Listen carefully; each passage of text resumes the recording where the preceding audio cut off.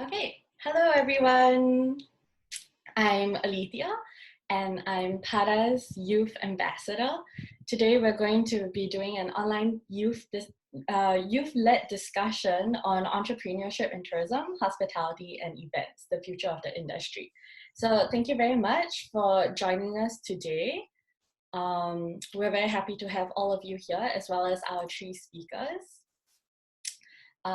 Mario, Victor, and Christina, thank you so much for joining us. So as we kind of wait for everyone to trickle into the panel discussion, I just wanted to do a little bit of housekeeping first.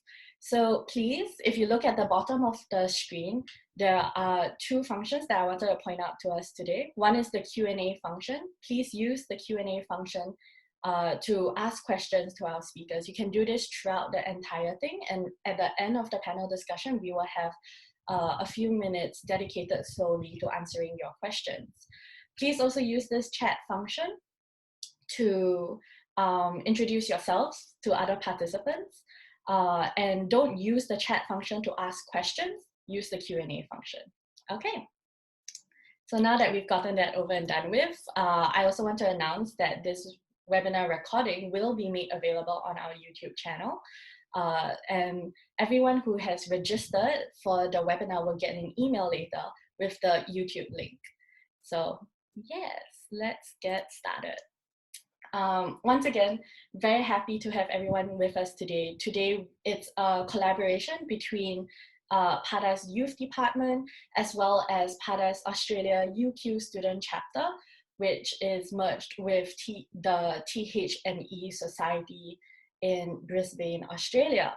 And really what we are most excited about today is that we have, it's a co-hosted online event. So we really have like the students who came together, requested for us to do this event together with them. They were the ones who came up with the topic, and they were the ones who came up with, they were the ones who surveyed their community of youth to really like find the correct questions that we wanted to ask our speakers today. And they will be leading this discussion for our international community of youth scattered across the globe. So just to do a really quick introduction so everyone knows what PATA stands for. PATA is Pacific Asia Travel Association, and we are a membership association that provides aligned advocacy, insightful research, and innovative events to all our member organizations. And because our member organizations consist of like government bodies and tourism bodies, it consists of international airlines, airports, hospitality organizations, and educational institutions, as well as travel industry companies in Asia Pacific and beyond the geographical region. So as a membership association, we sit in this really unique intersection of public and private, and that makes it really easy for us to form meaningful partnerships for tomorrow. And above all, PATA is a driver for the sustainable and responsible development of the tourism industry in the Asia Pacific region. For PATA Youth, really what we want to do is to empower the youths in our community to be drivers of change alongside PATA. So with today's panel discussion as an example that's led by a PATA Australian UQ Student Chapter chairperson, Emma, we really wanted to say that we are dedicated to creating such platforms and spaces for the youth community to have a voice and to discuss topics relating to the tourism industry that we as youths care about, as well as to make a difference from the ground up. So that's really what I mean when I say PATA Youths are a driver of change alongside PATA. And the youth membership is free, so please sign up at pata.org/YTP. And now I'll hand the time over to Emma, who will introduce herself as well as the speakers and get us started. Thank you very much, Emma. Hi, everyone. I see a few people putting where they're from in the chat box. So I'm from Brisbane, Australia, where I am right now. and I firstly wanted to welcome everyone to the first ever PATA Australia UQ Student Chapter's online panel discussion. My name is Emma Field, as Alethea said, and I am the 2020 President of the PATA Australia UQ Student Chapter, also known as the TH&E Society. We are a student-led society from the University of Queensland, Australia, and are passionate about the development of young entrepreneurs both in and outside of the classroom. The TH&E Society was founded in August of 2016 by a handful of passionate tourism, hospitality and event students studying at the University of Queensland. These students wanted to create a platform where like-minded, soon-to-be tourism, hospitality and events professionals could meet one another and provide access to paid employment, internships and certified courses. With the help of PATA and our team of dedicated students, the PATA Australia UQ Student Chapter has been able to transform into one of UQ's highly regarded student-based societies, and in 2018 was awarded with the Best Business, Economics and Law Faculty Student Society at the annual Student Union Awards Night. In 2019, the executive team of the Tourism, Hospitality and Events Society had the opportunity to establish itself as Australia's first and only PATA student chapter, transforming our society into what it is today. In the same year, 2 executive members of the PATA Australia UQ student chapter travelled to the PATA annual summit for the first time, cementing our ongoing relationship with PATA. We are so proud of all of our achievements thus far, including an organised trip to Stradbroke Island, completing abseiling at Kangaroo Point, and allowing students the chance to interact with managers and CEOs of some of Brisbane's most renowned hotels, resorts, event management companies, and many more. Since its founding, the Tourism, Hospitality and Events Society has grown immensely. However, its core values still remain true. We desire to provide all tourism, hospitality and events students with a platform where they can connect with others, because as the saying goes in our community, it is not what you know, it is who you know. So from here, we're going to kick into introductions for speakers, Christina, Victor and Mario. Christina, starting with you, would you like to tell us a bit about your backstory and what's motivated you to get to where you are today? Sure. Hi everyone, I'm Christina. Background story, I did my undergrad in USC in Los Angeles and my grad school in Cornell in the School of Hospitality Management. I worked for Intercontinental Hotels Group for a year, and then I started Travelio.com right after that when I was 23 years old. And right now I'm the co-founder and chief strategy officer, looking after business development, corporate development, fundraising, and investor relations. Amazing. So we're going to move on to Victor now. Would you also like to introduce yourself and a little bit about what's motivated you to get to where you are today? Hi, okay, thank you very much. First of all, thanks to PATA and PATA Youth and of course THE for the invitation. Just a little bit background. My name is Victor. I run a venture capital firm called Vynn Capital. We are based out of Malaysia. We invest across the region. In fact, we are also an investor into Christina's business. So what we do is we invest into young technology firms. We help them to grow, and eventually we help them to find a good partner or buyer to make an exit, to make money for our investors. Personally, I've been in this field for the last 7-8 years. I've been in the investment arena for the last 10 years or so. I was actually a student from Macquarie University in Australia, which is why I spent a couple of years in Sydney as well. So that's a bit of my background. I think what I love about what I do is that after going through many areas of business, I figure that people in the tourism sector is usually the happiest people, which is why I spend more time and effort in this industry. Thank you very much. Thank you, Victor. And finally, I'd like to welcome Dr. Mario Hardy, who is the CEO of PATA. So Mario, could you also give us a little bit of your backstory and what's motivated you to get to where you are today? Yes, thank you. Good afternoon, everyone. As Emma mentioned, I'm Mario Hardy. I'm the CEO of PATA. Been the CEO of the organization for a little bit over 6 years, coming to 7 soon. And really, truly enjoy the time actually working for this organization. The tourism industry is a fun industry to work in. There a lot of interesting activities, meet a lot of interesting people. Specifically in this role, we're we represent both the public and the private sector, which is what makes PATA so unique. On the daily basis, I interact as much with government officials and people from the private sectors at all levels, and which actually sustainable and responsible tourism. Two words that are critically important at the moment and will be even more important moving forward into the future as well. In addition to my role at PATA, I also run a venture capital fund with investment in clean technology or renewable energy, financial technology, artificial intelligence, and FMCG. I'm also a partner with Victor at Vynn Capital, and we love helping actually young people with their businesses to grow and develop new initiative, and all the creativity that actually are the people involved in the businesses that I either invested or participate or advise. I've actually been a great source of inspiration for me at my work at PATA and my other activities. So pleasure to be here today. Thank you. Amazing. Thank you so much. So we're going to jump straight into some questions now. I'm going to start with Christina. So as the winner of the 2017 Global Ernst and Young Next Generation Award at the World Entrepreneurship of the Year event, what do you think is the key to success for aspiring entrepreneurs in the current tourism, hospitality and events industry? Okay, so for that, I think the first thing you need to look is the list of digitalizations of everything online. And there's a huge opportunity in an online related ecosystem in this tourism, hospitality and events industry. The second thing that we need to note is to understand the shift in consumer behavior.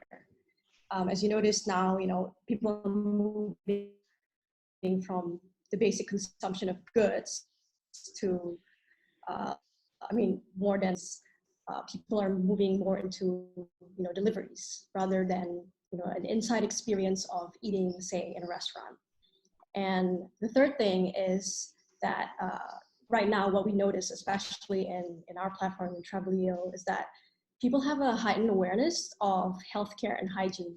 They would want to know, so we're a property management firm, so we manage the investment homes of individuals and property developers throughout Indonesia.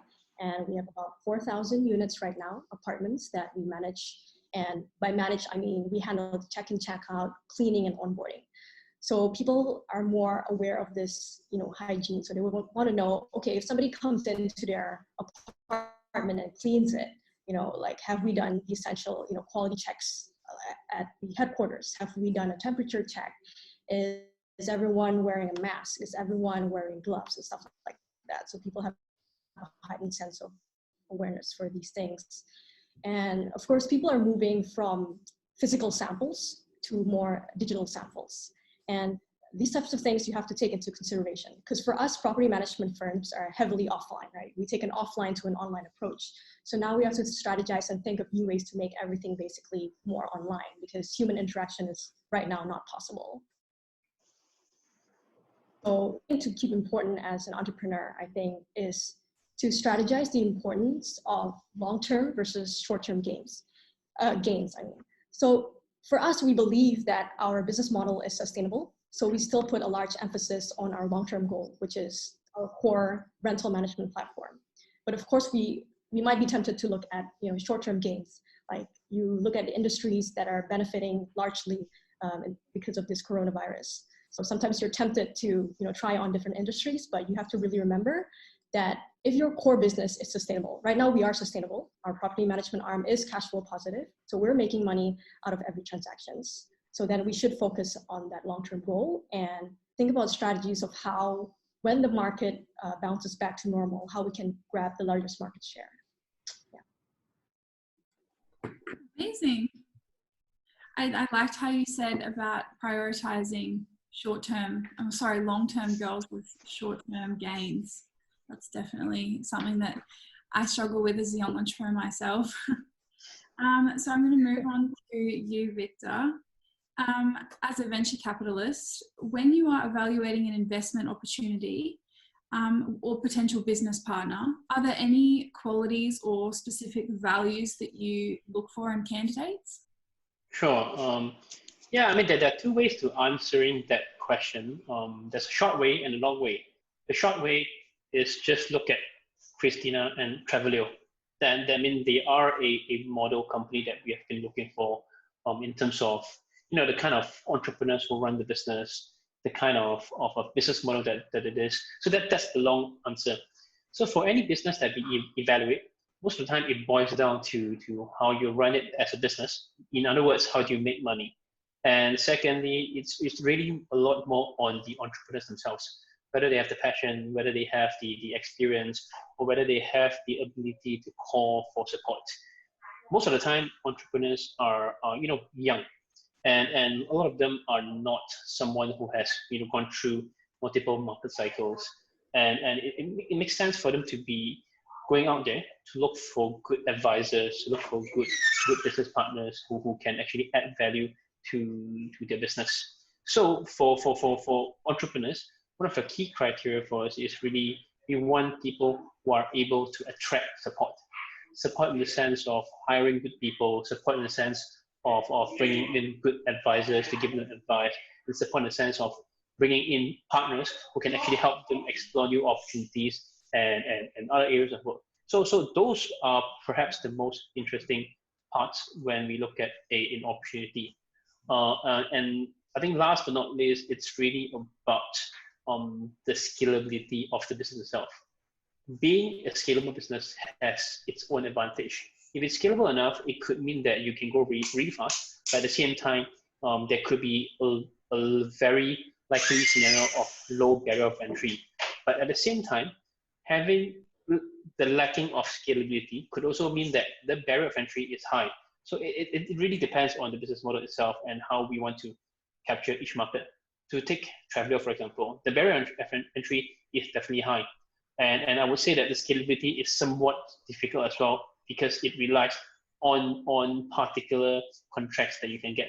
But if you look at it from a different perspective, the foundation of the business allows Travelio to do whatever that they're doing right now to expand beyond property rental. So that's how we look at it.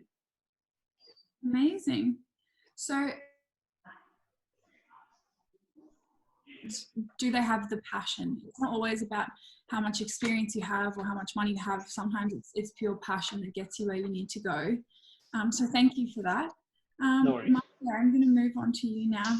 So in 2017, you were honoured with the title of Global Ambassador for Peace through Tourism and have worked closely with schools in Cambodia to help underprivileged children. Firstly, that is incredible. So thank you for that.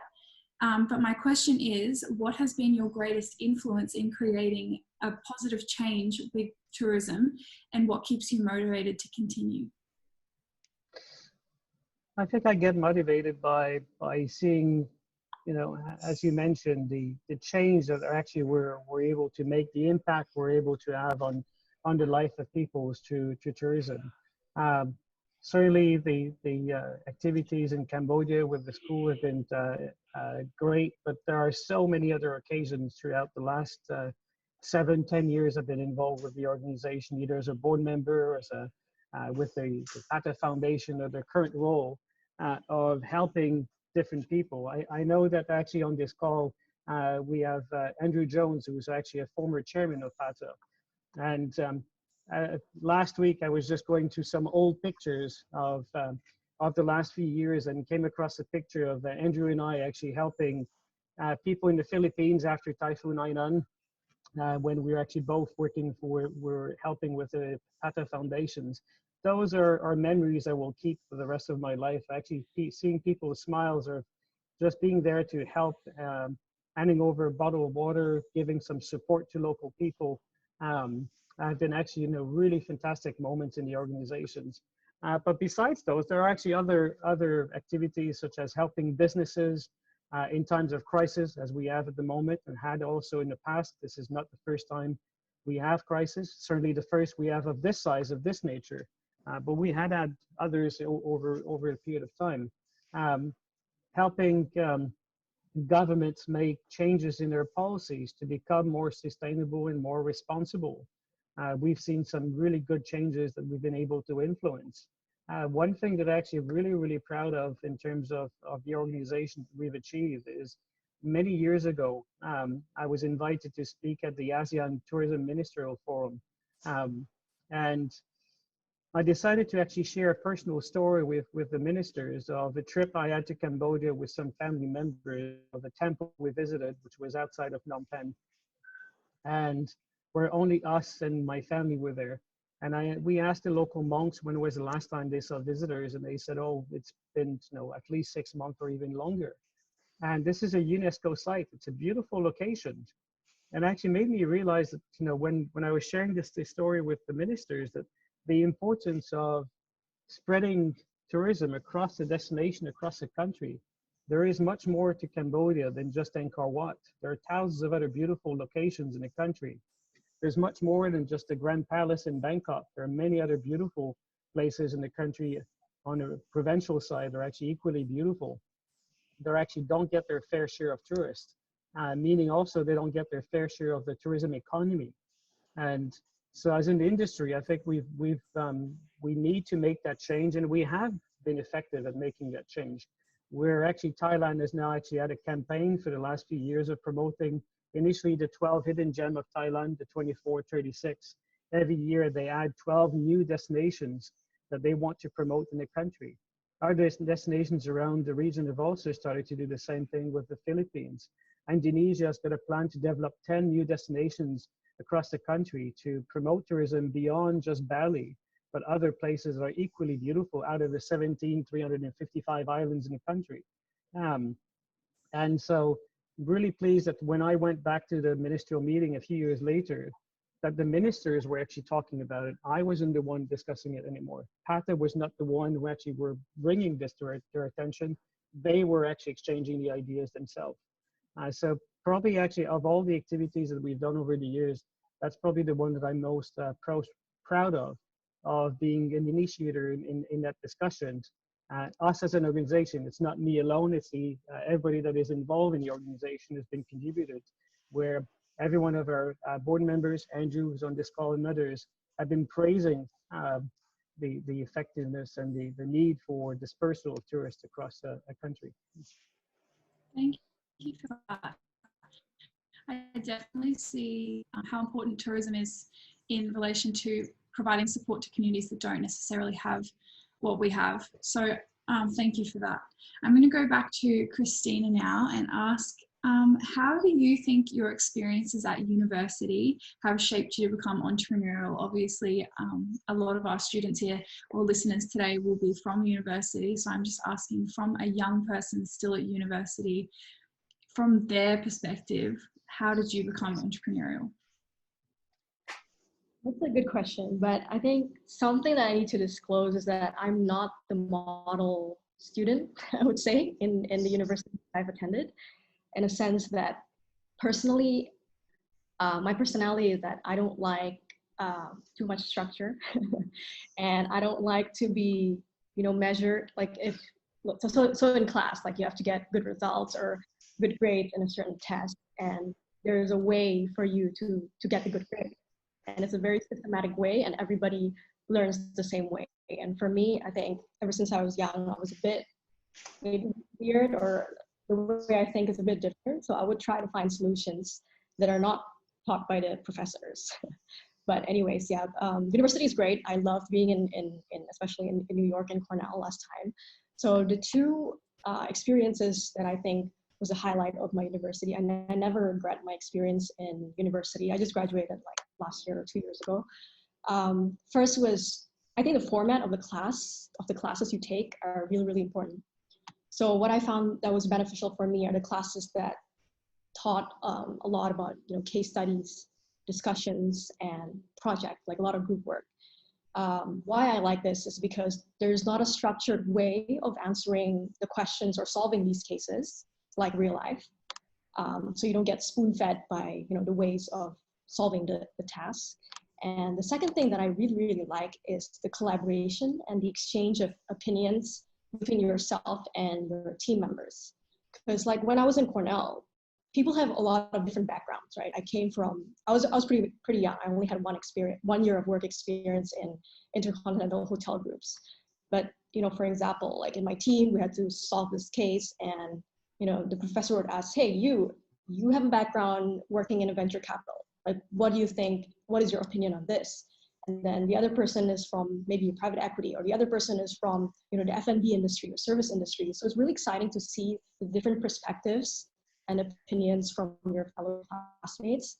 And that is something for me that I learn the most, because, people have different opinions and different experiences, and all in all, collaboration is really fruitful. So the second thing that I really liked is actually the network obtained. So in Cornell, I think the network I obtained was amazing. Like, basically they taught us that, if you want to meet somebody in this world, you can make it happen. It has to be from your own gesture. So, like, for example, what I did was I went to a seminar with, it's a hotel industry seminar, and there was the Bill Marriott there. And I just came up to him and said, hi, I'm Christina. In my head, I was like, should I say I'm the founder of Travelio, or should I say I'm from Cornell, right? So I decided to say I'm from Cornell, and he just opened up. He's like, oh, you're from Cornell. Yeah, what do you want to discuss? And he's really open to it. So as a student, you have to take advantage of that, the network and the alumni resources from your school, because people can give you a lot of insights and inspirations. And when you listen to their experiences, you really get a lot from it. And another thing I really like was the professors. So there are some professors that I still keep in touch until today, and they're still advising me on a lot of stuff. And you'll be surprised, they have a lot of relevant skills. It's not only just like advice or what they think or something theoretical, right? These people have a lot of experiences. So one of my professors, she taught me entrepreneurial finance, and she's actually sitting on the board of multiple startup companies. And she can give you a lot of advice about, how to read offers, like term sheets given to you, and how to manage crisis, or how to manage, the change in the stage of life cycle of your business. Because what's difficult as founders is that, you get multiple rounds of funding, and at every stage you have to adapt and your roles change. So these kind of things, you can't really learn it from anywhere, but you have to, like, it's more of a do-it-yourself kind of situation. But in order for you not to make simpler mistakes or repeat the mistakes that have already been done by other people. So I think my professors also helped me a lot in this case. Thank you, Christina. I find it interesting that you said group work for you was really important in becoming an entrepreneur, because I know a lot of people either love group work or they hate group work. So I agree, it is useful in building your network as well. So Victor, I'll move on to you again. What are the biggest challenges that startups face in your opinion? Sure. By the way, before I start, I would like to say that Mario is young as well. So when you say young people, that should include Mario. But anyways, in all seriousness, I think one of the biggest challenges that startups would have is really about cash. And of course, when I talk about cash, there are two types of cash. On one hand, you have cash that is just cash, which means dumb money.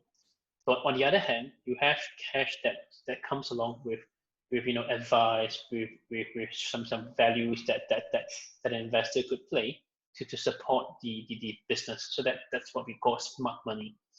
Most of the time, startups would need cash because they need to hire people, they need to expand the business, and chances are they will be building a business where it's not proven yet. Proven in the sense where you don't see early tractions, you don't see customers buying into the services or the products, and that's really the biggest problem or biggest challenge that most startups would have, especially during a climate where there's a COVID-19 hanging around and there's lockdowns. So businesses are all suffering because of cash, and I think the world needs a balance between the number of startups and the amount of cash that's available for them. Because without the capital, startups are just not able to grow. And if there's no cash, startups wouldn't be able to attract the kind of support that they need in order to grow the business. So for most of the time, VCs would come in play, especially when when startups are looking for smart money. Smart money in the sense where we will come in, like for example, we go into the business, we invest capital, we also come in as a board member, for example. We try to give advice as much as possible. We try to make connections for the companies, for them to work with another potential investment that we would make. We try to help them to build the bridge between their home country and other new countries as well. So at the end of the day, I think that's what startups would need to do, and that becomes one of the largest problems that they have, because for them it's a war every day. They got to go out there to fight with the bigger players, and most of the time there are also incumbents who are large enough to just squeeze them like an ant. So for them, having the right kind of ammunition or the war chest to be able to spend on enhancing their resources, that's the biggest problem that I think a startup would have. Amazing. I like how Emma, if you don't mind, I'd just like to add something here, which I think is also very critical. And actually, I got to know Christina only about a week or two ago when we first joined in a call together. Although I've known about the business obviously through Victor, and I've been studying it for quite some time and watching it. And what I actually loved, what actually Christina shared with us on our board call a few weeks ago, was the agility. And I think for any startup, that's the key skill set that is required, actually for any young person today, is the ability to be agile, to pivot and shift your business whenever it's needed. Particularly in the current situation that we are in at the moment, it's actually critical. The businesses that will survive through this crisis are the ones who have the ability to be agile and shift resources and shift their priorities. To a new dimension or a new world that actually we're facing over the next couple of weeks and months. So I think this is something that is really critical for young people to adapt today. And that also I believe that universities need to teach better moving forward, is a sense of agility amongst the team players within a business, and to be also creative and innovative and not be afraid of actually sharing their ideas, even if they're actually sometimes might actually sound out there, for the ability to pivot their business to a new environment. Thank you for that, Mario. I actually just want to go back to what Victor said about having dumb money and smart money, because I feel like with smart money, you can tie networking back to that. So pretty much it comes full circle and everything ties back to network. So don't have Vynn, for anybody watching, make sure you get a good network started while you're still young. I think we're going to move on. I just wanted to jump in and ask another question to all three of you speakers, because if I was a youth that was interested in entrepreneurship, wanted to do a startup, at what point in time would I then bring my startup idea to you as a potential investor? Do I bring it to you when it's really like an idea that I haven't hammered out all the details yet, or do I hammer out all the details and kind of like bring you a very viable like business bottom line plan kind of thing, and then you would take a look at the plan and give me some of your time? Or would it take more for me to be able to pitch to you as an investor? Like at what stage of growth does a startup or an entrepreneur is able to kind of approach potential investors? I'll let Victor answer first, and then I'll follow up with some comments.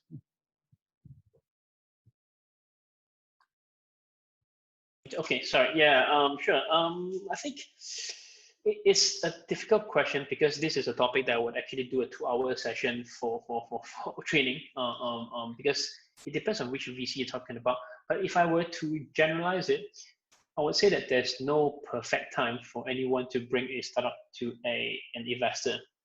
Most of the time, investment, finding investors, it's a long process. It's kind of like a dating process. You need to get to know your partner well, or potential partner well. You go on a courtship for a while, and then eventually, if everything works well, then you sign a contract, you get together, you get married, or whatever it is. In fact, Christina and myself, we had an article on one of the tech site as well on this kind of experience. But I think I would definitely like to encourage young people, entrepreneurs, or entrepreneurs wannabe, to approach investors as early as possible. Because if you stumble upon an investor or potential investor who's generous enough with their opinion and advice, you might be able to just skip through a few hurdles because of the fact that you would be learning from them and try to avoid the mistakes or some of the to not do lists that you can build up on your own, because you don't want to waste time. And like going back to Mario's earlier point on agility, the best way to be agile is by avoiding mistakes that someone else has done before. So having yourself in front of investors as early as possible, even at an idea stage, you'll find more benefit. I don't see any harm of talking to anyone as early as possible. That's my general opinion, and that's what I did back then when I tried to do on my own startup as well. So I think that is how you learn the most when you talk to people. Mario? Yeah, I'd just like to add a few points to this. I think it's important that you need to make a difference between having an investor and having an advisor. So typically what young entrepreneurs will do is they will try to find advisors, board members, you have different terminologies that are actually used from time to time, to actually join your organization because they bring certain expertise. So either within your team, you may be lacking certain expertise, certain industry expertise that you want to add, or you want to bring someone along your team to support you because of their network with investors, because of their network within a certain sector or certain industry. Those I think are critical to bring on board your organization as early as possible to give you some guidance. But it's very important you take time to make sure you bring the right people to advise you based on the expertise that you're lacking. So you need to do a self-assessment within your own team and see what are we lacking? What are the areas that we need some stronger skill set? I mean, who's the leader within the industry that we can bring on board? Sometimes people bring on board people because of their name or personality, because they're well known within an industry. It's okay as long as they actually bring also skill sets to the team. So I think that's the key component. So quite often I find young people or young entrepreneurs who are confusing investors with advisors, and they could be completely separate. Sometimes they're the same people, sometimes they're actually different. And this may sound a little bit counterproductive to what actually Victor mentioned before, but only take money when actually you need it. It's okay, as Victor said, do build a relationship with investors. As Victor mentioned, it's like dating. You need time to build a relationship, that trust that you require with investors. But building relationship with them doesn't mean that actually on the first date you're going to ask them for money. It's actually built over a period of time, and but only request it when you actually need it. If you have sufficient capital to run your business without having additional investors, that is much more beneficial for you as a business. At some point later, when your business grow up and you want to expand to new markets and you may need additional capital, then I think it's probably the right time to go and actually speak to investors. Okay, really sound solid advice there, Mario. Thank you. Christina, do you have anything to add on this? I really liked how Victor kind of described the relationship between startups and investors as a marriage, while you kind of date and get to know each other a little bit more. Do you want to share with us about your experience? Sure. So my experience wasn't a very good one. It was pretty rough because at that time I was 23. I had 1 year of work experience. And me and my co-founders, we actually put our own money to build this on our own first. We didn't want to get from other people, but at that time we were quite naive in the sense that we were trying to just ride on the hype of entrepreneurships and startups getting money with good traction, right? But none of us were veterans in startups. We didn't have startups before, so we didn't really know how to create a startup, right? Yeah. So what we did was initially we were actually like Priceline. We're a hotel booking platform, and where you can negotiate the prices you're willing to pay for hotels, apartments, and stuff like that. So obviously the growth was really good. It was like what, 40% month on month and stuff like that. But it wasn't sustainable. Like every time there's a transaction that happens, we were losing money because it's only a marketing gimmick, right? The product is the same as, say, you know, Agoda, hotels.com, Expedia. They're selling the same stuff, but it's just like how we're marketing to the consumers is different. So it wasn't very sustainable. So at that moment, none of us had finance background or anything like that. We didn't know how to fundraise, but we just went ahead on it. And then out of my other co-founders, I think I'm the more crazy one. So what I did was just like, you know what, I'm just going to try pitching my ideas to venture capitals. And before I met Victor, I got rejected by probably over 22 venture capitals the first time.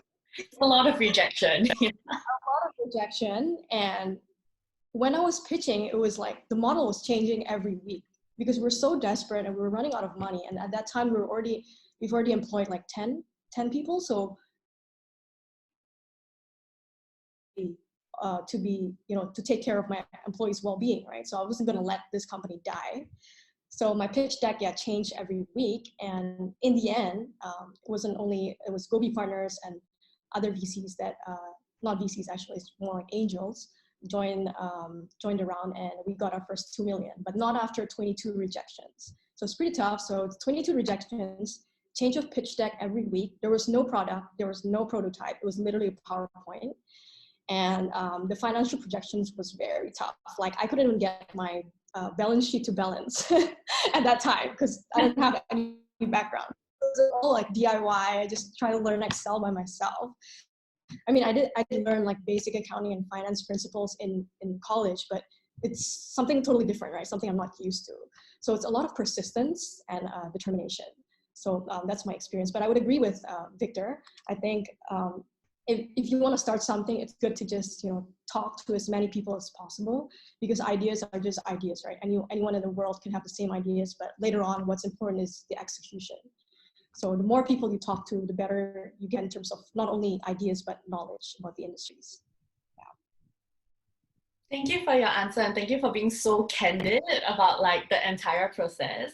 I think being able to hear it from you directly also makes a huge difference to everyone who's thinking of doing a startup or thinking of starting a startup, right? So having that firsthand, sharing your experience firsthand was really helpful for our community. Thanks.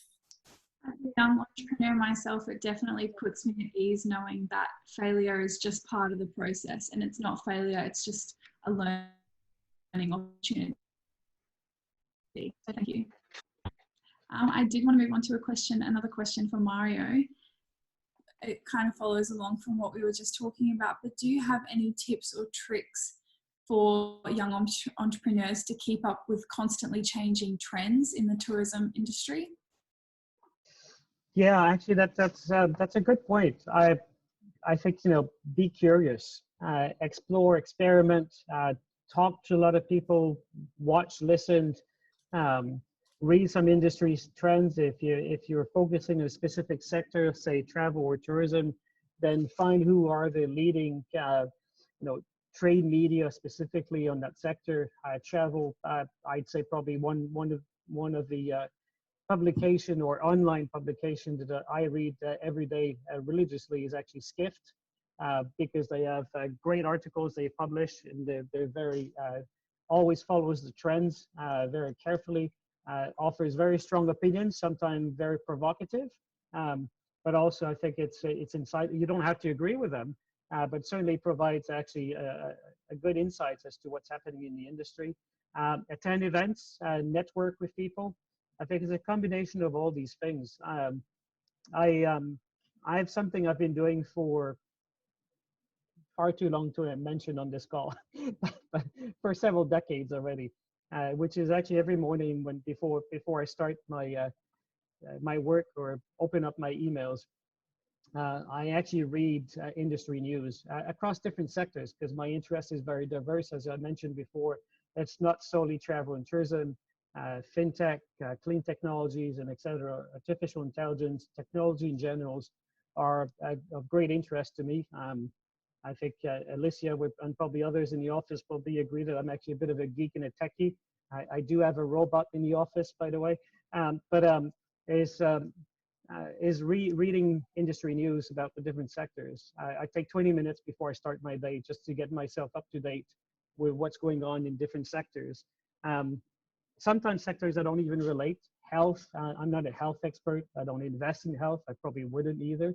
But just curious about what's happening in other sectors. It sometimes gives you inspirations for things you can do and apply within your respective business. So keep your sense of curiosity. It's very critical. Thank you for that. So I think unless anybody has something else to add, we'll move on to some questions regarding current challenges in the industry and future implications for your businesses. So I'll start with you, Christina. What measures are being taken by Travelio to minimize the impacts of COVID-19, and how are you preparing to rebuild for the future? Sure. I think this is a very stressful but also exciting moment for us. So what we have been doing is that firstly, you measure a lot of productivity because everybody's working from home, right? So and it's a blessing in disguise in the sense that you can measure productivity better because you're forced to, come up with action plans and the daily tasks that people are doing from home. So once you measure productivity, then you can, single out the people who are not performing. Then of course we don't continue their contract, and then but we also do it in a sense that we want to keep as many people as possible in our team, because right now we have about 350 people, and it's not that easy to manage, but so we try to keep as many people as we can, especially those who are performing and good. But we also implemented, say like unpaid leaves, just like 2 or 3 days in a month, just to kind of lessen the burn rate that we're experiencing right now. For us, in comparison to other travel industries in Indonesia especially, our decline is not that bad yet, and I don't think hopefully it's not going to get worse, but we've experienced like a 30 to 40% decline on overall sales, because especially in daily rentals, people are not going to stay daily anymore, but our monthly rentals are actually pretty good, and yearly rentals as well. So people are either isolating themselves or they're relocating to our properties to stay in the apartments. Of course, the other obvious thing is that we would reduce marketing spending by probably like 50%. And we've cut off all offline type of marketing like billboards, radio ads, and stuff like that hasn't been working for us, because it doesn't make sense for us to market to people who are not on the streets. And then another thing that we're facing right now, it's not as easy as it seems. So the people we want to keep that are not productive, we're also reallocating the resources to other stuff that needs help. So for example, the people who have been used to, getting management contracts for apartments from developers and individual owners, now like no developer or owner, not no, but like a lot less people are going to meet with us and, sign their contracts and make sure the apartments are standardized to our standard, whether they have the amenities and the towels, and whether they meet our requirements for us to actually rent it out to the public. So that one is pretty tough. So now they're handling stuff like, reservations, or they're handling stuff like content or marketing. So we look through what they studied in the university and what are their main strengths, and we reallocate some of the resources, but not permanently. So if this person, for example, has been productive so 100% means getting, say, I don't know, like 20 apartments per person. So this person now, because of the COVID, they can only get 10. So that's 50% productivity. So then 50% of the hours they've spent originally, like how would you allocate it to other resources? So that's an example, and that's quite tough to handle. I think that's so far that's just like traditional, cost cutting and productivity measures. But another thing that I liked is that what's important is to listen to the advice from traditional companies as well. Because as a startup, sometimes you're so much into your whole environment or as a bubble, and you think you're like the coolest startup or the coolest entrepreneur. But, the matter of fact is that there's some big traditional companies that have been around for, more than 2 decades, surviving 2 financial crises. So even though this is probably worse than, SARS and the other financial crisis, but at least you get to have, an idea and brainstorm with these companies that have been around for so long, like what have they done to go through these type of crises. But the positive thing is that these kind of crises, it forces entrepreneurs to step up and, like Dr. Mario said, be experimental, be agile. So what's important to note is speed outweighs perfection. So like I like the saying, I think my friend mentioned it before. She said, how to move with the tide. So rather than drowning in the tide, you create boats, and the emphasis is on boats, multiple boats, not just like one boat. So what happened was that for us, we revisited our growth strategies. So for Travelio, we have horizontal growth strategies and vertical growth strategies. I'm not so sure if you learned it in university, but I did. So we looked at more, because horizontal is a lot harder. So we looked at vertical growth strategies that we were brainstorming last year. And one thing came up, which was groceries, households, and personal care delivery. So then when you look at this, okay, this is something that is a shift in consumer behavior, right? People want to buy groceries and personal care and household items, everything basic consumption online. They don't really want to go out to buy, in supermarkets and stuff like that. Okay, so how do we integrate it to our platform? And then we revisit again, what is our long-term core strategy, right? We're focused on apartment rentals. And if you zoom in again, the best performing product for us, quote unquote, is the monthly and yearly rentals. Okay, so we already have 2,000 in-house guests right now who are not going to go out of their apartments. They're going to keep extending their stays. What else can we offer to them so that they become more interactive in our app?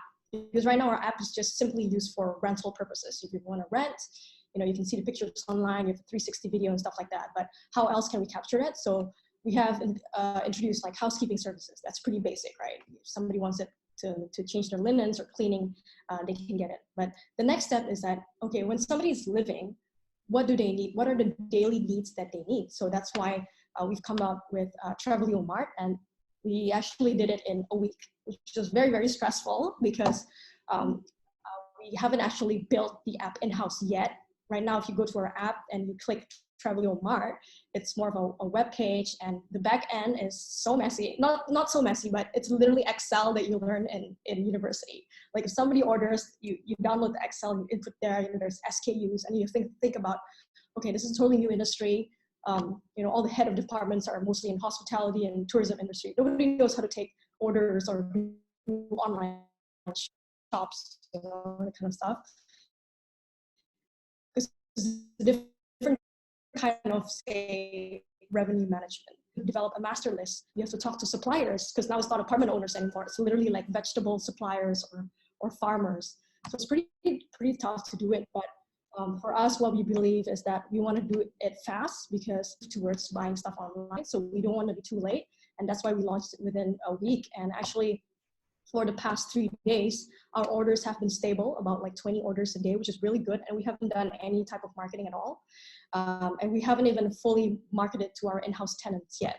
So we're very hopeful about this product, and the margins are very good. It's profitable as well. I mean, we're basically an aggregator, and we feed it to our niche market, which is our tenants. Yes, competition might look pretty tough because there's other delivery platforms that do online stuff, but we believe that we have that online groceries and deliveries. Amazing. They say that diamonds are made under pressure, so I'm sure it's going to be amazing. We'll go another question for Victor. Due to COVID-19, I'm sure many of your investments are not showing great returns at the moment, but how are you working with your investors to ensure the long-term survival and increased profit margins? Got it. Well, thankfully, out of 5 of my investments, well, I would say 4 of them are in good hands. One of them, there's still a bit of work that needs to be done.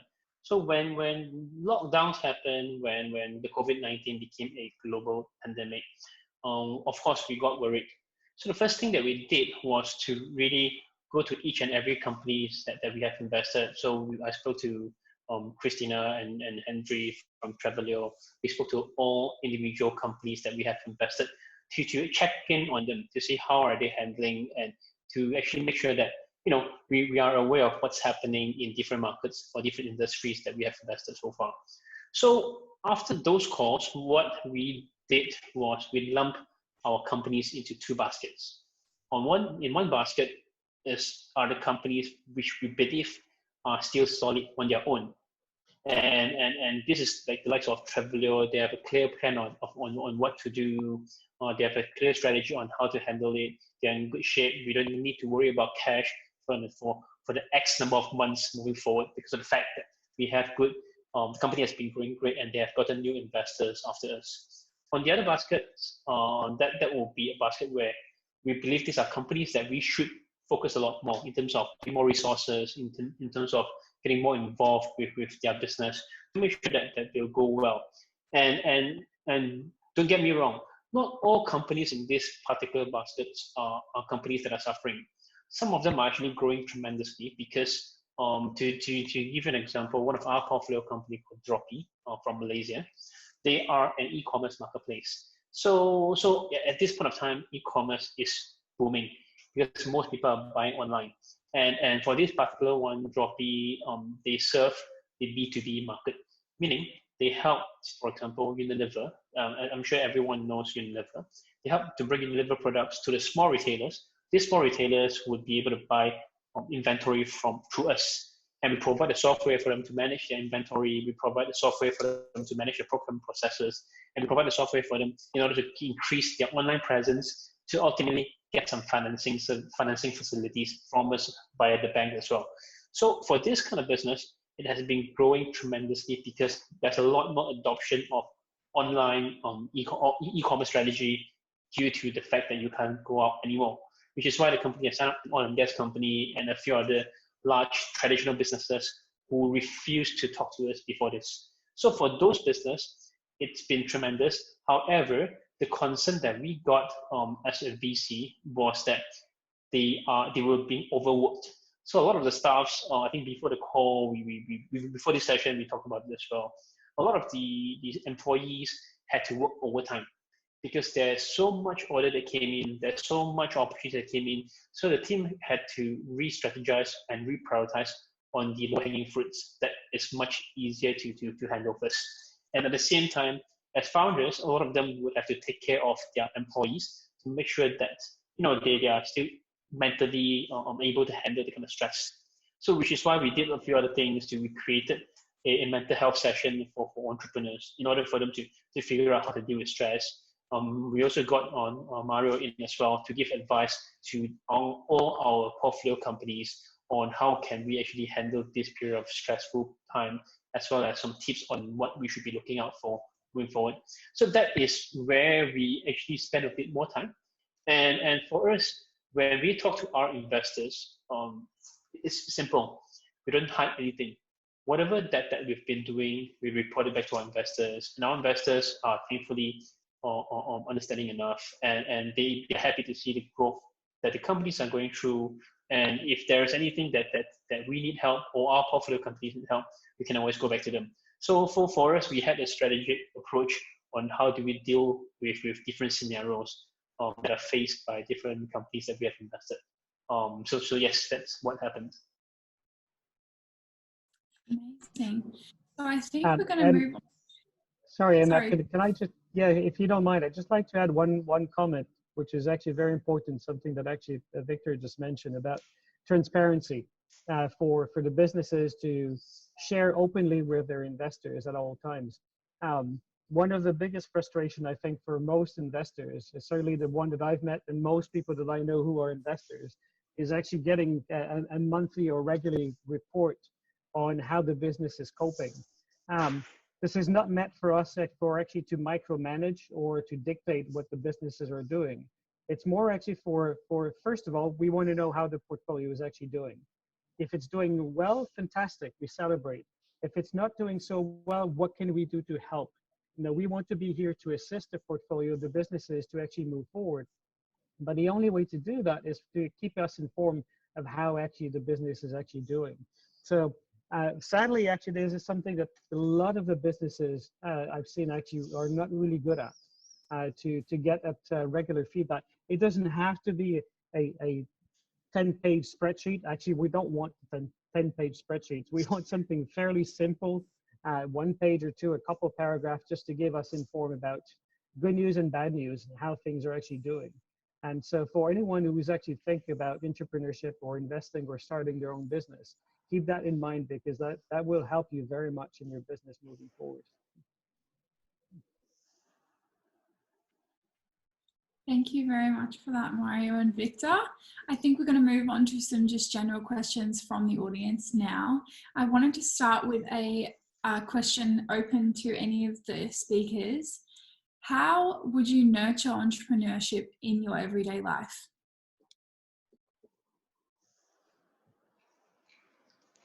This is probably best answered by Christina. Yeah. How do I nurture entrepreneurship in my daily life? I think, like I said before, whenever you feel the urge or the itch to do something, try to do something your own way and create those kind of habits. So for example, this is something really, really simple, but say I looked online and somebody created really, really, really yummy looking churros, right? So I look online and I try, okay, what is the recipe for the best churros? And then I remember that every time I go to Disneyland, I love their churros. So what is in their churros, for example? So when I look online, there's like a lot of websites that says what are the recipes for Disneyland churros. So you try to follow it, right? But of course, inside of me, I know I was like, no, I'm not going to follow this. It's either not going to be accurate or it's not going to be towards my liking. So instead of creating one whole batch, I create 3 different batches with 3 different ingredients. But that's something about how I nurture my entrepreneurial mindset in me.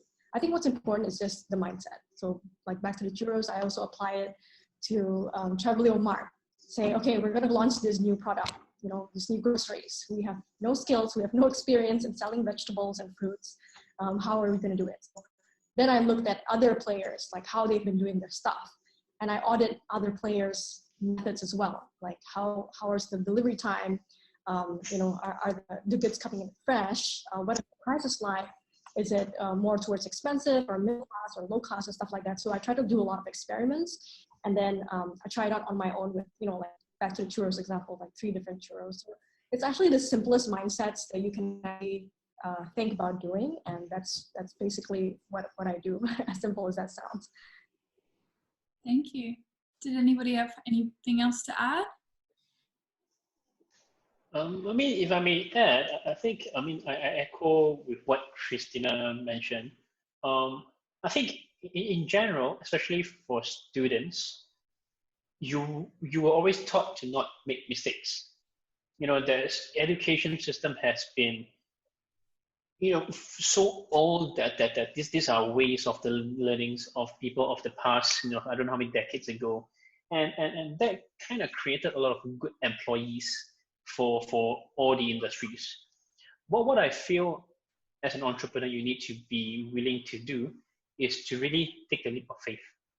It doesn't really matter if you end up in a pitch, down in the drain or whatever it is, because if you're young, if you think that you are youthful enough, you have the time to climb back up again. And I think having to make those mistakes could be much better than you having the opportunity to climb the corporate ladder step by step, and your learning experience is not going to be optimized or maximized. So the ability to really go wild and not worried about making the mistakes, I think that is super important. It's just like, again, going back to Christina's example of making churros. Who knows, there could be churros of different flavor that you have never imagined, and that could taste nice as well. And when that happens, yeah, you could sell it out to the market and make a name out of it for yourself. Amazing. So we'll move on to another question now from Emily. She is wondering this question for you, Christina. As the founder and manager of a startup, do you find it difficult to get people to come and work for you due to the amount of risks that startups face, especially in the beginning stages when a company is just starting? And how do you get people on board? So for me, I think in the beginning, it was very, very tough to get people on board because number one, I've only 1 year of work experience, and number two, I'm the youngest in the whole team. So it's it's difficult to get people to I guess, respect you or believe in you and your vision. So for example, I think the good hires we've had, like our vice presidents, it took me in a course of almost a year to get them on board. But it was definitely worth it. And how did I get them on board is, to continually communicate with them and not to be too pushy, more of like an open discussion about industries or about, okay, what type of managerial skills do you think is important for your life? What is your long-term goal in life? Like, how would you like to make an impact to society? So open-ended questions like that, because what I want to know is that not only is our vision the same, but I want to know if they have a good character. Because for me, what I notice and I believe in strongly is character will outweigh skills almost like 95% of the time. So rather than taking somebody who has like an all-star, resume of skills they have adopted, I try to look at more towards character, because it's like, again, like investors and startups is a relationship. You're trying to build your baby or this dream with somebody who should have the same mutual, vision with you, right? So that's what I did. I try to engage in a lot of discussions with key hires. And of course, the more obvious thing is you got to share your dream with other people in terms of, stock options. They would want some type of ownership in your company. That's the easier way of getting people on board. But maybe the non-key hires or employees, it's more of, okay, for us, once we hire somebody, there's a 3-month probationary period, right? So what I like to think is that the 3 months probation is actually not for them to prove that they're good enough to work in a company, because the fact that we hired them supposedly on paper-wise, they are good enough, right? But for me, I think of it as a way of like, okay, for these 3 months, how can I prove to them that I'm a leader it's worth for them to follow me, So what I did was, in the initial stages of the company, was I was doing all the Instagram posts, and then I ranked myself up to social media manager, and then eventually the CMO. So I proved to my team of 5 people that yes, I can do the tasks from ground up. I can do the lowest of the lowest level tasks. I can do it. I will do it. And for me to set your KPIs, I will have to be able to do it on my own. So that's how I gain respect from ground up from the other employees. I think that's particularly inspiring to hear, like, if you're a founder of a startup, you also have to be like a leader that leads all the way from like ground up, and you can't, it's not like a traditional top-down leadership anymore. And yeah, that's just really inspiring to hear, like the types of leaders that startups need as well. Yeah. We have an interesting question. It's about when a startup is already in its initial starting phase. So let's say it already has a working prototype and it's very confident in its unique selling point. And it kind of already has the ball going. It got a little bit of money to start and hire its first 5 employees and stuff like that. At that point in time, what would a startup need to focus on when it wants to now grow and expand and kind of like capture a larger part of the market share? Could anyone kind of like answer that question? If I could jump in, I would say number 1 is consumer insights. Once you have that first 5 or 10 customers, you work your butt off to get as many insights as possible. Like, why did they buy it? Where are they from? What is their age? What are their basic needs? And it's not just a form of survey. You have to do an in-person interview. So you get to feel their emotions and their authenticity. And that's what's important. Even until today, we still do those kind of like mystery guests or phone call surveys, because that's what's important. The people who are buying your product, and how they can spread your word, or how can you how can you analyze what other things they need to fix, whether it's a product or service wise. So I think consumer insights, I think, is the most valuable thing that you should focus on in your early stages, because if there's no consumer, there's no product, right? Yeah. I actually think that this is actually a very good point, is that your best ambassadors and your best sales agents are actually your own customers. Because if they actually bought the product in the first place, they're satisfied, they're happy about it, they're the ones who can actually really help to share with their friends, with their family, with their colleagues, and other people within their own social network to promote the product and say, hey, this is really cool. You should really join in. You should try this out. Yeah. If I may also add on to that, I think for any kind of business, it would be fantastic once you get to know about your customers, who are the ones who are buying. You want to think about how to make them come back again. So that, you know, there's going to be recurring purchases, there's going to be recurring payments that comes from the same group of audience. You want to have a loyal bunch of customers who will be, like what Maru mentioned, to be your ambassadors. Once you figure out who are your loyal customers, you can think of what else you want to do in order to add more value. I think it is very important for startups and entrepreneurs to figure out what are also the future possibilities and opportunities for them. If you are in the travel industry, it doesn't mean that you can't do insurance. It doesn't mean that you can't do finance. You could always eat into other areas of work because technology is supposed to be non-discriminating, which means what you do right now doesn't dictate what you are in the next 5 to 10 years to come. As a travel business, you could be into HR, it could be a lot of things moving forward as well, because business models are transferable in terms of how you run the business. It's transferable. The main ingredient that's different is really, like going back to what Christina mentioned, what the customers really want for different kind of use case. So I think for founders, yeah, you got to figure that what's going to be the long-term game plan. Yeah, the good thing about this is if you're able to diversify your product line, in times of crisis like we have now, you become more stable. Yep. It's like the description that actually Christina gave before of having the rentals, but now providing services to the people who actually are.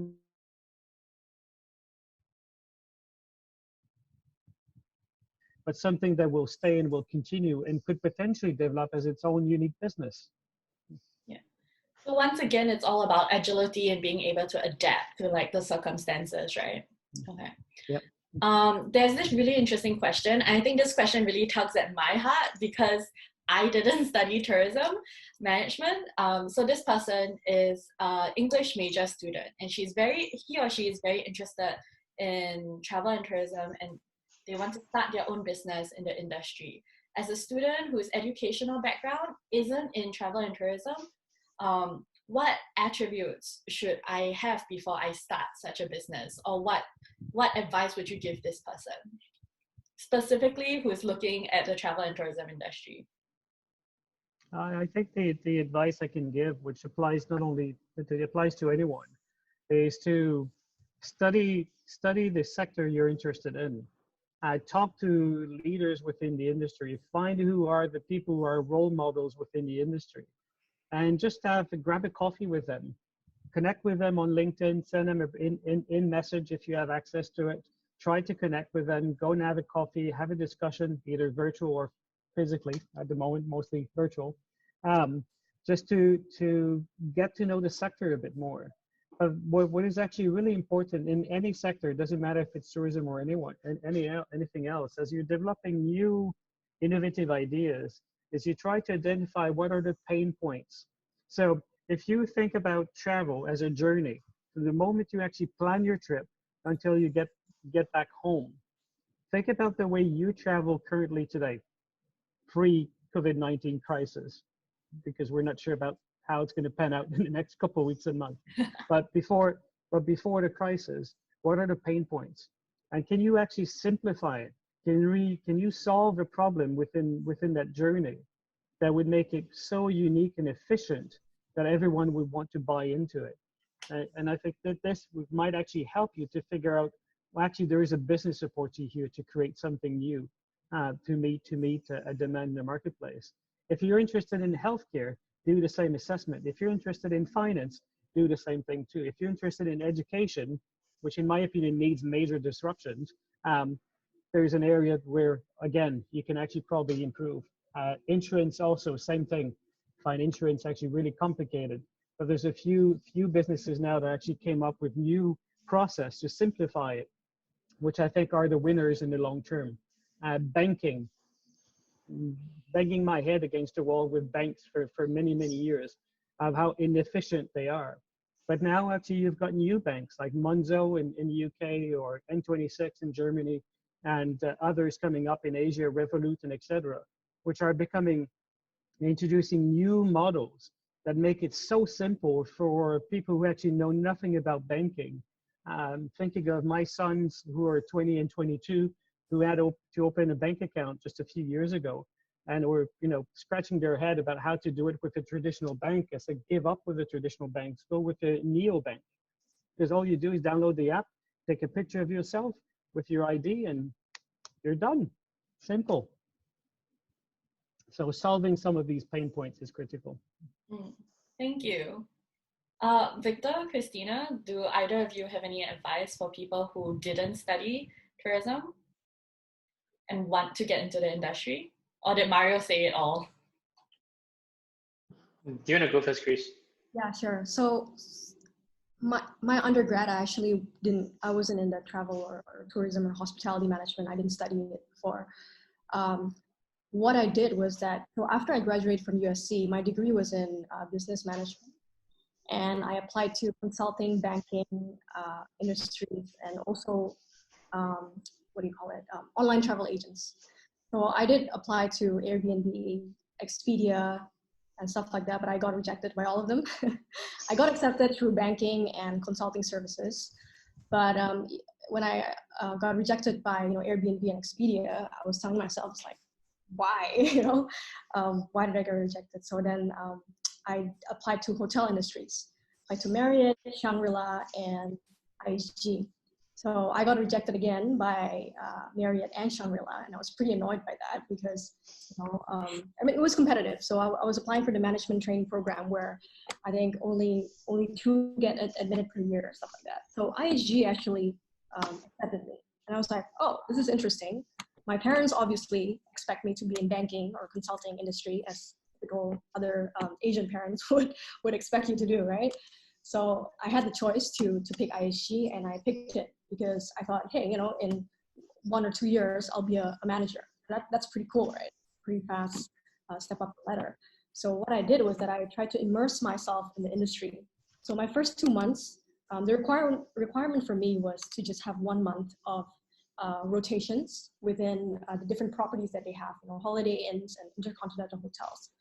But I actually ended up doing the rotation for 3 full months before I went to their headquarters, the corporate side of things, to do feasibility of new developments and all those exciting statistical math stuff.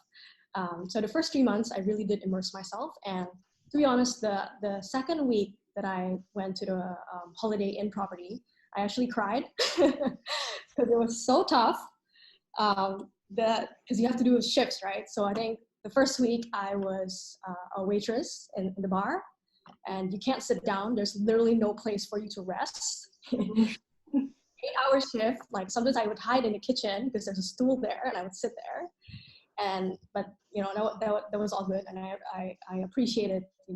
I appreciate waiters from now on. It was pretty difficult to even carry 10 glasses and move around for 8 hours, right? So the second week, I was actually hoping for something like, let's do marketing or something that's more comfortable, right?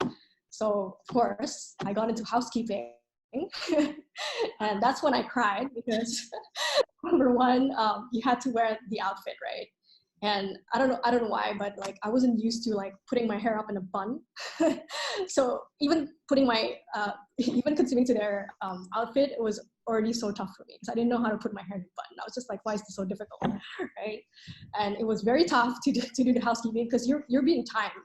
Like you have to clean up a floor of 20 rooms in a day and stuff like that. You're being timed, and then you're being quality checked. And then you also, besides that, at night, I would still have to do overtime to kind of check on the housekeeping management, which is obviously what I'll be better at rather than the service, right? But it gave me a whole new appreciation for the industry and also for the people who are in the industry. So I think for hospitality, what I love is it's so service oriented and there's so much human interaction. And even though I suffered in the first 2 weeks, I actually told my manager to extend it from a 1 month rotation to 3 months because I love interacting with the employees, whether they're housekeepers or I was also a concierge, and even some of the guests were so rude. They expected me to, drag out their luggages to the rooms. But usually like ladies, like you would ask a man to do it, but I just did it. And I think my whole appreciation for the industry started from there, because I think people in hospitality, they're one of the the kindest, most service oriented, and everything you do, it's pretty tough, because even for customer service, the SOP was whatever it is, customer is king. The first word you have to say is, I'm sorry for the inconvenience, right? But then in your head, it's like, oh, this maybe it's not my fault, stuff like that. So you learn how to sacrifice things for the goodness of other people, like your clients. So that's my advice, I think. Just go deep dive into the industry. Thank you for being so candid and like sharing with us like your this is really like a growth journey for yourself and how you kind of dived into the industry. It was really like, this is all eye-opening experiences for all of us. Yeah. We're actually a little bit over time. Emma, do you want to choose the very last question to kind of like wrap everything up, and then we can go. Okay. Am I putting you on the spot, Emma? I'm trying to choose a really good question now. Okay, I like this question. It kind of is from the other end rather than from the start of your business. Once you have a business and have employees, how do you then keep your employees motivated in the long run to want to continue working with you and get them on your side? So could we have like a quick fire round from like Victor, Christina, and Mario? Just like, what is the one thing you would do to keep your employees motivated? Well, if I would go first, transparency. I think for me, I love the idea of being transparent. If you want your guys to support you on your journey, you want them to buy into your dream, the first thing that you need to do is to really come clean. Tell them what you want to achieve. Be transparent with them. Tell them what's at the end of the rainbow. Tell them what would they get if they come on a journey with you. Obviously, you got to be open and transparent about the risk that comes along with it as well. So that's the most important thing. Whether it's with your employees, whether if it's with your partners, your co-workers, your investors, or whoever it is. I think transparency is still king. And that's my business philosophy. Thank you. Christina, do you want to go next?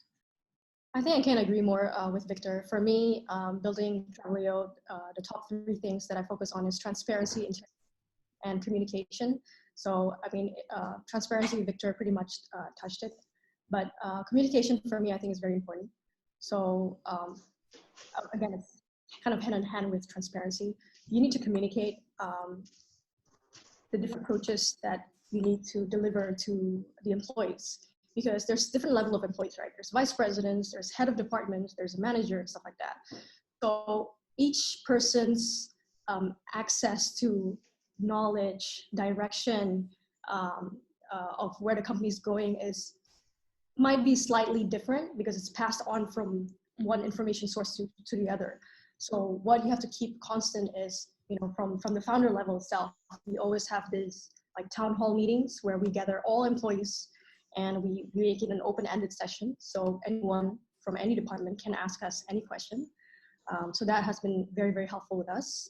We also do weekly meetings with, the different levels. So we have like level 1, 2, 3 until 7 to make sure that everyone's aligned with the overall goal and objective of the company. So I would say transparency, communication, and of course, integrity for us.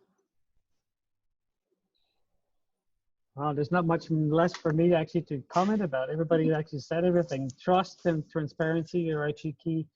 Openness to, I always said my door is open to everyone, and I mean truly everyone. Doesn't matter if you're the receptionist or if you're the chief of staff or the vice president.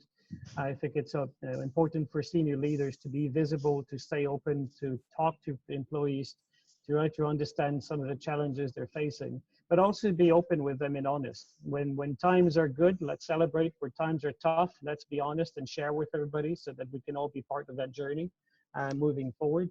And also welcome creativity and innovations. And as we mentioned early in the call about the ability to try and fail, And I tell employees it's okay to fail, but we got to try. We got to try new things, be innovative, and occasionally out of the maybe 10 different ideas we try, there will be one that will be remarkably successful that we can all celebrate, even if there's 9 of them that are actually either completely failed or marginally failed.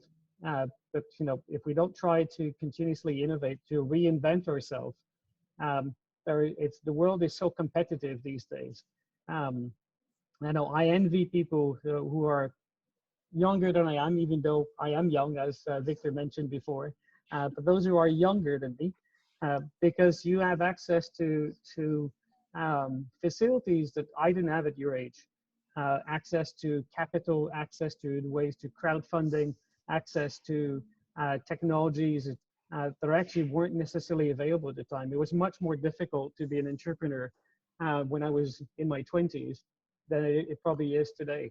So I think, that there's great opportunities for all of you out there. There's a lot of help available. It's easier to get access to people also to learn from each other, which is a great benefit. So take advantage of it. Go and try new things. Oh, if I may add one more point, just one last bit to top up to what Mario and Christina has mentioned. I think there's one value that has been greatly overlooked, which is humility, the ability to be humble. A lot of times when you're in the startup industry, there's so much glamorous effect. You're on the stage. Well, of course, now you can't be on the stage. You're in front of the laptop. You're being put in front of the media. You get covered because you are an entrepreneur, because you are a founder. So that could sometimes get into your head, which is why it's always good to remind yourself that you need to be humble, because for any entrepreneurs, your most important asset would be the people around you. I don't think it's wise for any CEOs to think that they're the smartest one in the room, because they need to rely on the smart ones to grow the business as well. So for you to be able to be humble, to welcome, like Mario said, creative ideas, to be able to talk to your employees, like what Christina mentioned, to communicate with the staff, that is very important. The ability to listen and to accept opinion from someone else. So that's another piece that I think that's important. Thank you so much. I think you guys have really, thank you so much for your time and for all the really wise answers that you've given us from all these many questions in so many different directions. That really makes our question and answer session really robust, and we're coming to the end of our online panel discussion. So yeah, thank you, Victor, thank you, Christina, and thank you, Mario, for spending the afternoon with us. This webinar recording will be made available on PATA's YouTube channel, and everyone who is registered for it will get an email. We also have more upcoming PATA online webinars. One's happening this week on Thursday, and another one's happening next week, also on Thursday, about the impact of COVID-19 on our PATA visitor forecast research. So that's going to be really interesting if you want to do a deep dive into the data and analysis of the statistics. And please, everyone, sign up for our weekly newsletter. Just scan the QR code, and this weekly newsletter will give you like an update on the COVID-19 impacts on the travel industry straight into your mailbox. And it's a really great way to stay abreast of like what's happening in the industry and what you should be looking out for as an entrepreneur who wants to kind of dive in after this entire crisis is over, or if you want to dive in now. Yeah. So our weekly newsletter, sign up for it, scan the QR code. We're running a campaign where you can download the PATA Quarterly Tourism Monitor upon signing up for the newsletter. So please do. If you have any questions, you can contact me. That's my email address. And please sign up for the free membership for youths that PATA has. It's a really great program that we are hoping to really expand and have youths come on board together with us to have a voice and lead the conversations that we want to talk about, like today. So yeah, once again, thank you, Victor. Thank you, Christina, and thank you, Mario. Thank you, Emma. Thank you, Alicia. Thank you. Thanks for having us. Thank you, everyone. Bye. Stay safe, everyone. Take care. Yep. Stay safe. Bye-bye.